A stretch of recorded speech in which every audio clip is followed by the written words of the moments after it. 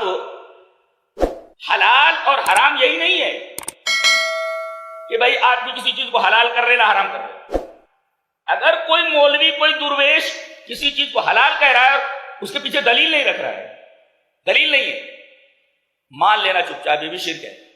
حضرت عدی یہ فرما رہے ہیں, نبی کریم صلی اللہ علیہ وسلم فرمایا اس بت کو اپنے گلے سے اتار دیا. میں نے سنا کہ آپ سورہ برات کی آیت پڑھ رہے ہیں, اتخذوا احبارهم ورهبانهم اربابا من دون اللہ. ان لوگوں نے اپنے علماء کو اور اپنے درویشوں کو اللہ کے علاوہ معبود بنا لیا. حضرت عدی نے کہا کہ اللہ کے رسول کیا کہہ رہے ہیں آپ, ہم لوگ تو اپنے درویشوں کو اپنے علماء کو سجدہ نہیں کرتے, رکوع نہیں کرتے ان کی عبادت. آپ نے فرمایا فقال اما انہم لم یکونوا یعبدون, عبادت تو نہیں کرتے لیکن ایک بات بتاؤ, ولکنہم کانوا اذا احلوا لهم شیئا استحلوا واذا حرموا علیہم شیئا حرموا. کسی چیز کو اگر وہ حلال کرتے تو بلا دلیل حلال مان لیتے ہو, بڑھیا. کسی چیز کو حرام کہتے ہو تو بلا دلیل حرام مان لیتے ہو, کہا کہ یہی کو رب بنانا. اس کا مطلب یہ ہوا کوئی آدمی اگر کسی چیز کو حلال کہتا ہے تو اس کے پیچھے دلیل ہونی چاہیے شرعی, کسی چیز کو حرام کہتا ہے اس کے پیچھے شرعی دلیل. اگر ایک پوری قوم ہے مولوی نے جو کہہ دیا وہی دلیل, حرام ہے, یہ شرک ہے, دلیل چاہیے ہر بات کے اوپر, اس لیے کہ معاملہ شریعت کا ہے, معاملہ گھر کا نہیں ہے. ایک صاحب کہہ رہے تھے میں قرآن سے ثابت کر سکتا ہوں کہ حلوہ کھانا جائز ہے. ارے بھائی حلوے کو دیگچی میں رکھو نا, قرآن میں کہاں لا رہے, کیسا؟ ایک ہے ثابت کرنا, ایک ہے ثابت ہونا. ثابت تو کچھ بھی کیا جا سکتا ہے, ثابت ہوتا نہیں. نقطہ یاد رکھا جائے, ثابت کرنا ایک الگ چیز ہے, ثابت ہونا یہ الگ چیز ہے. بہت ساری چیزیں ثابت کی جا سکتی ہیں مگر ثابت ہوتی نہیں. ما حرم ربکم علیکم, یہ میں تمہیں بتاؤں کہ تمہارے رب نے تمہارے اوپر کیا کیا چیز حرام کی. اے ہے کیا بات ہے, ایک تو رب کہا گیا, یہ نہیں کہا کہ اللہ نے تمہاری چیز تمہارے اوپر کیا کیا حرام کی, یہ کہا گیا رب نے کیا حرام کیا. اور تمہارے رب نے, ایک کہا جاتا ابا نے کہا, ایک کہتا میرے ابا نے کہا, تو ذرا اس میں محبت جھلکتی. میرے بھائی نے کہا, اور ایک کہتا میرے بھائی نے کہا. اللہ نے فرمایا میں تمہارا رب ہوں, رب ہوں رب, اور یہی نہیں رب ہوں تمہارا رب. اب جب تمہارا رب ہوں, میری ماں, میرا باپ, میرا بھائی, لڑکا بخار میں مبتلا ہے اور کسی ٹھنڈی چیز کے لیے ضد کر رہا ہے, ماں باپ مربی ہیں, کبھی بھی اس کو وہ ٹھنڈی چیز نہیں دے سکتے, اس لیے کہ وہ ٹھنڈی چیز اس کی بیماری میں اس کے لیے مضر ہے. تو اللہ نے فرمایا سنو, جو چیز میں نے تمہارے اوپر حرام کر دی اور تمہارے فائدے کی, تمہارے لیے جو چیز حلال کر دی, حلال استعمال کرو گے تو میں تمہارا رب ہوں, میں جانتا ہوں تمہارے لیے فائدہ مند ہے.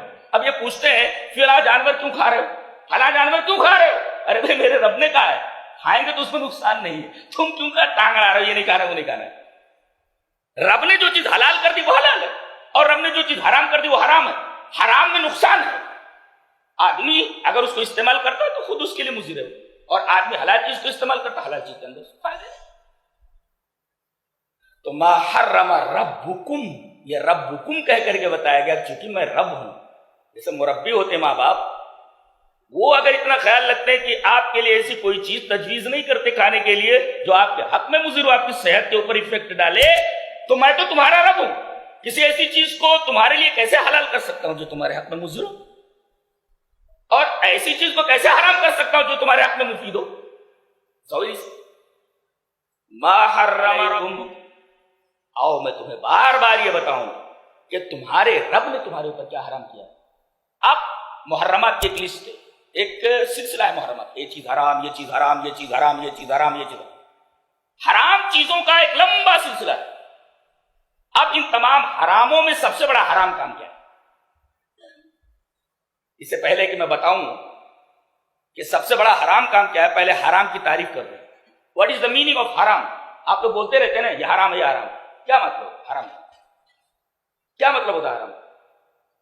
عربی میں کہتے الحرام المنع الشدید, المنع الشدید هو الحرام, سختی سے جو چیز منع کی گئی ہو وہ حرام ہے. یعنی strictly prohibited, strictly prohibited is called حرام. یعنی جس چیز کو سختی سے منع کر دیا گیا ہو, المنع الشدید کا نام حرام ہے. کوئی کہے کہ حرام کس کو بولتے ہیں؟ شدید.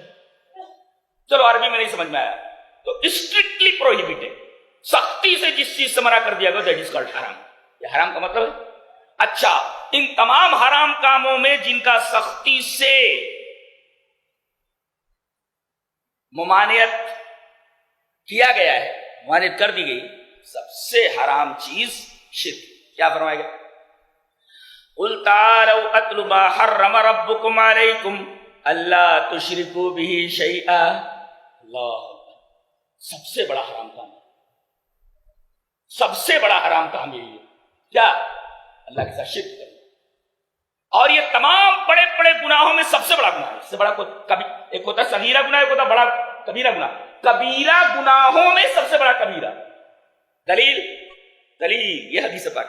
وعن عبد الرحمن ابن ابی بکرۃ عن ابیہ قال قال النبی صلی اللہ علیہ وسلم اکبر الکبائر ثلاثا قالوا بلى قال الاشراك بالله وعقوق الوالدين وجلس وكان متكئا الا وقول الزور قال فما زال يكررها حتى قلنا ليته سكت. رواه البخاری فی کتاب الشہادات. حضرت امام بخاری اس حدیث پاک کو ایسے ہی کتاب الشہادات کے اندر لائے. حضرت عبد الرحمن ابن ابی بکرہ اپنے باپ سے روایت کرتے ہیں، وہ کہتے ہیں کہ نبی اکرم صلی اللہ علیہ وسلم نے ارشاد فرمایا کہ کیا میں تمہیں تمام بڑے گناہوں میں سب سے بڑا گناہ نہ بتا دوں؟ انہوں نے کہا کہ یا رسول اللہ ضرور بتائیے. آپ نے فرمایا اللہ کے ساتھ شرک کرنا، الاشراک باللہ، اللہ کے ساتھ شرک کرنا. تو کہا اللہ کے رسول اس کے بعد کس کا نمبر ہے؟ کہا کہ ماں باپ کی نافرمانی کرنا، ماں باپ کی نافرمانی کرنا. اور آپ ٹیک لگائے ہوئے تو بیٹھ گئے اور کہا جھوٹی گواہی دینا، اللہ وقل. اور بار بار آپ ریپیٹ کرتے رہے، یہاں تک کہ ہماری تمنا یہ ہوئی، ہم نے آرزو کی کاش آپ خاموش ہو جاتے. حتی قلنا لیتہ سکت، کاش کہ آپ خاموش.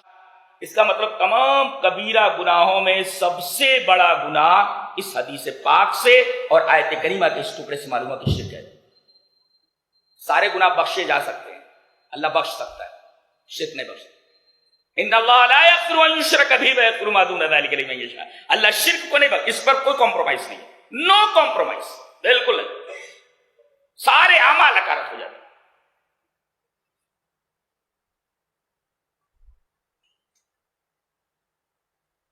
تو 10 نصیحتوں میں سے 10 وصیتوں میں سے پہلی وصیت اللہ کے ساتھ شرک نہیں کرنا. تمام حرام کاموں میں سب سے بڑا حرام کام ہے، اور تمام بڑے گناہوں میں سب سے بڑا گناہ الاشراک باللہ. بعض لوگ کہتے ہیں کہ نبی کا دامن پکڑ کر کے مچل جائیں گے اور نبی بخشوا لیں گے. سوال ہی پتہ نہیں ہوتا. اگر آدمی شرک کر کے گیا ہے، نبی کی سفارش کے دائرے میں بھی نہیں آتا، نبی اس کی سفارش کر ہی نہیں سکتے. دلیل یہ حدیث پاک. وعن ابی ہریرہ رضی اللہ تعالی عنہ قال قال رسول اللہ صلی اللہ علیہ وسلم لكل نبی دعوت مستجابہ فتعجل كل نبی دعوته وانی اختبأت دعوتی شفاعة لامتی یوم القیامہ فهي نائلة ان شاء اللہ من مات من امتی لا یشرک باللہ شیئا. رواہ مسلم فی کتاب الایمان. حضرت امام مسلم رحمہ اللہ اس حدیث پاک کو اسی کتاب الایمان کے اندر لائے. راوی حضرت ابو ہریرہ ہے. حضرت ابو ہریرہ فرماتے ہیں کہ نبی اکرم صلی اللہ علیہ وسلم کی اس حدیث میں جو آخری ٹکڑا ہے کہ میری سفارش کے دائرے میں وہی شخص آئے گا جس نے اللہ کے ساتھ شرک نہیں کیا ہوگا. جو شرک کر کے گیا ہے میں اس کی سفارش نہیں کر سکتا. کہتے ہیں کچھ بھی کرو، شرک کی گندگیوں میں، بدعت کی گندگیوں میں لپٹے رہو، اور رسول اللہ صلی اللہ علیہ وسلم ہمیں بخشوا لیں گے، سفارش کر لیں گے، اور سفارش کے دائرے میں ہم آ جائیں گے، بخش دے جائیں گے. قطعاً نہیں. شرک کرنے والے کی سفارش نبی اکرم صلی اللہ علیہ وسلم